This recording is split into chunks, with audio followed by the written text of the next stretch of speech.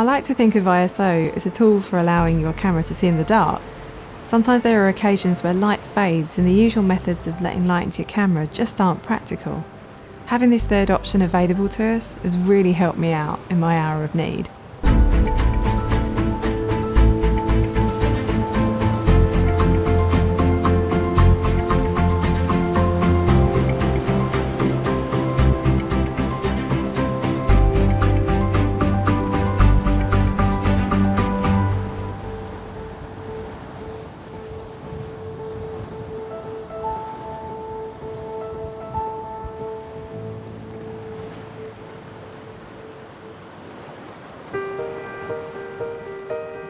If you remember those days where you would go and buy a roll of film, the boxes would have different numbers on the side.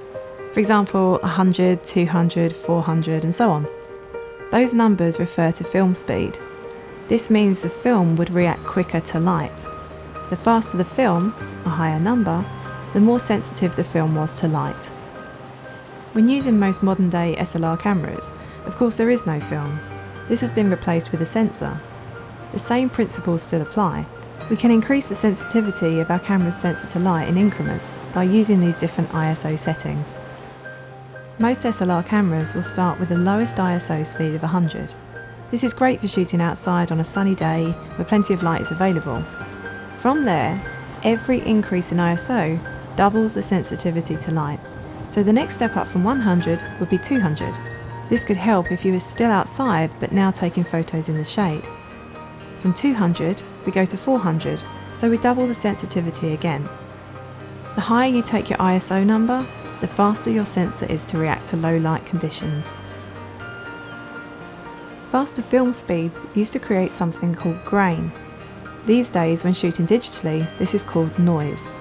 If you shoot at a high ISO and you zoom into your photos, you start to identify noise in the form of little coloured pixels, especially in the darker parts of your image. Our camera's ISO abilities are becoming more and more advanced, allowing us to shoot with a higher ISO without noticing too much noise.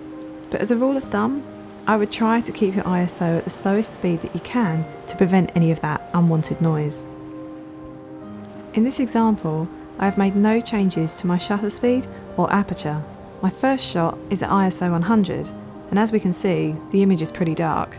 In this next shot, I've changed nothing but my ISO now to 200, and we can start to identify our subject, but it's still way too dark.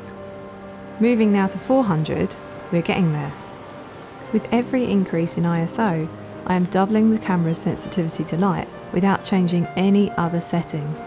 This is why I like to think of it as seeing in the dark.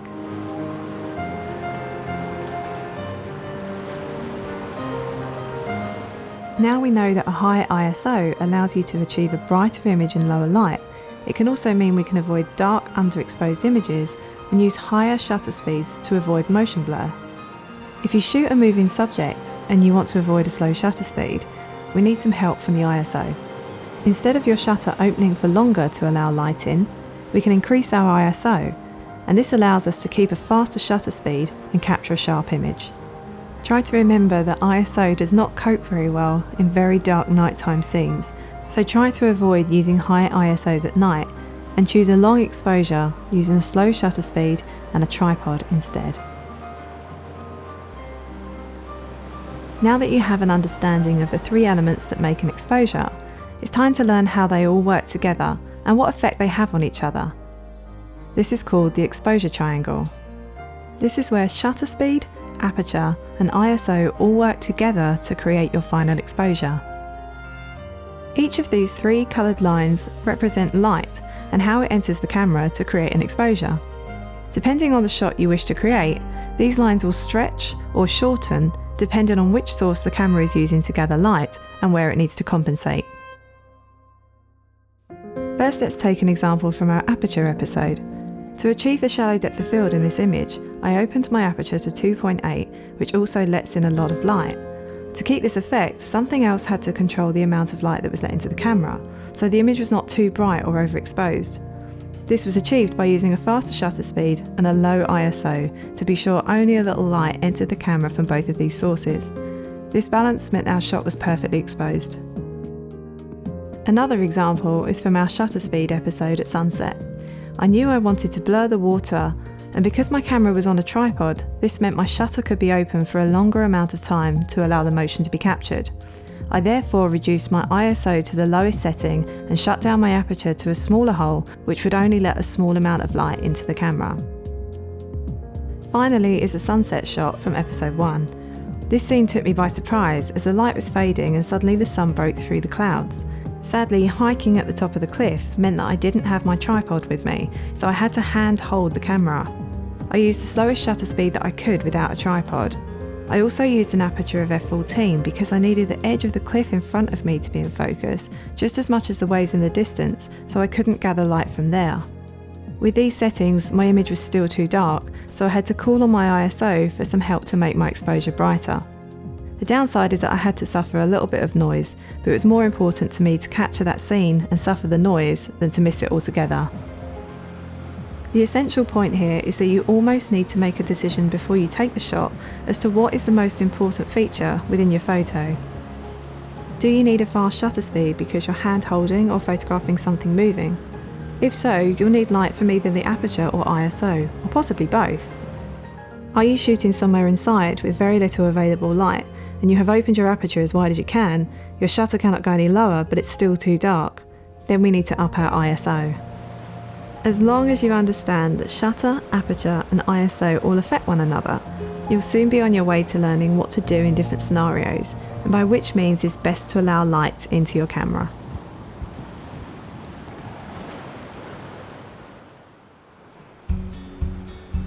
Every different type of light has its own colour.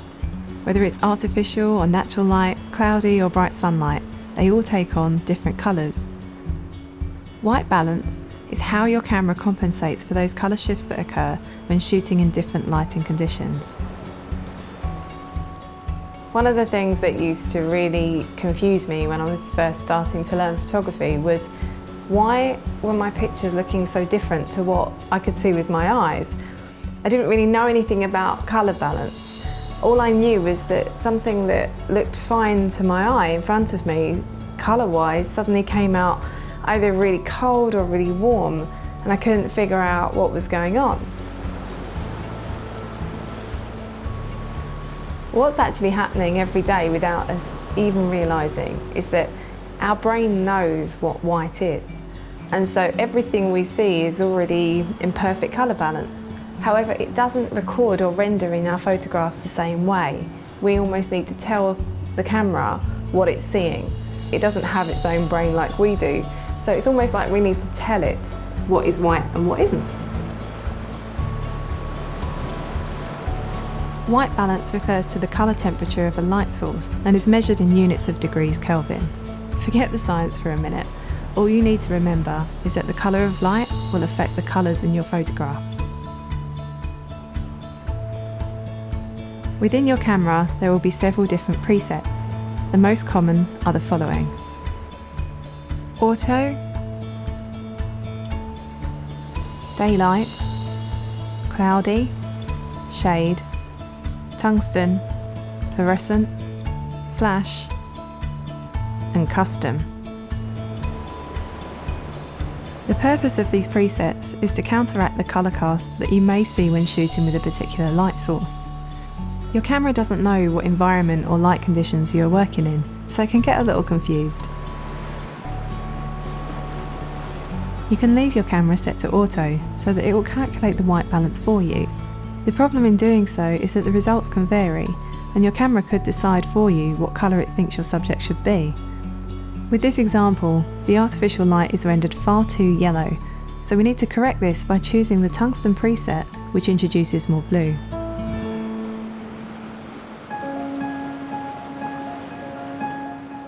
Recently, I did a shoot for a friend of mine. She is a presenter and a voiceover artist, amongst other things, but she needed to update her portfolio. I'm a voiceover artist. I started off my professional life working in TV, in natural history TV, making wildlife documentaries, which I absolutely loved. I did biology at university and found a route into TV work as a researcher, and just found this perfect fit of storytelling, which is something I love doing. You have to speak from the heart. I think that's the real essence of a good presenter, someone who is authentic and really genuinely cares about what it is they want to tell an audience about. For me, I thought it would be nice to photograph her in her hometown, just doing what she does day to day within her regular lifestyle. And one of those places that I chose for the first shots was the pub. And it's a really cool pub. It's really old, it's nautical themed, and it's just beautiful. However, I had a slight problem with the colour. Inside the pub, it's very warm and cosy and lovely and really, really nice. But the second that I introduced my friend into the scene, she looked really yellow and it just wasn't very flattering at all. It wasn't true to life as well. What I could see with my eyes wasn't necessarily the same as what was coming through the camera, because the camera cannot render the colour. So what I had to do in that situation was just tell the camera, I'm shooting in a kind of warm environment here, so help me out with a little bit of blue, please. So I put it onto the tungsten preset. That introduces some blue, because blue is the opposite to yellow on the colour wheel. Shot the pictures, they came out perfect. On the flip side to that could be like a bright sunny day, and you think, okay, all my pictures are bound to look really beautiful and warm and sunny, but if you move your subject into the shade, they will actually look kind of blue, because the colour of the temperature in the shade is so different to if you place them in the colour of the direct sunlight. So what we do then is we add just a little bit of warmth within the colour balance of the camera to correct from the other side. So you now bring cool back to warm.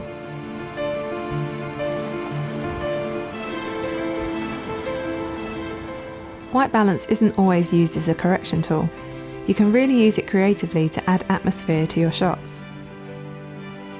Now, sometimes in the winter, I've stood on the edge of the beach in freezing cold, blasting wind, and I'm trying to create something which is warm and sunny like it's the middle of July. How do we do that? Well, sometimes I have to trick my camera and tell it to create something that looks much warmer and sunnier than it actually is in real life.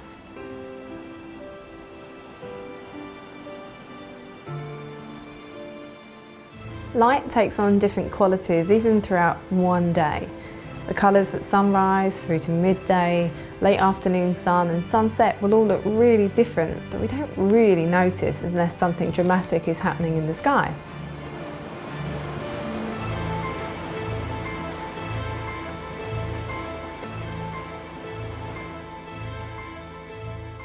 There is a time called golden hour. This is the point just after sunrise and just before sunset, where the sun is low in the sky and where it might be just coming up. And it takes on a different kind of quality and a different colour. It is as it sounds. Everything just comes out a bit more golden.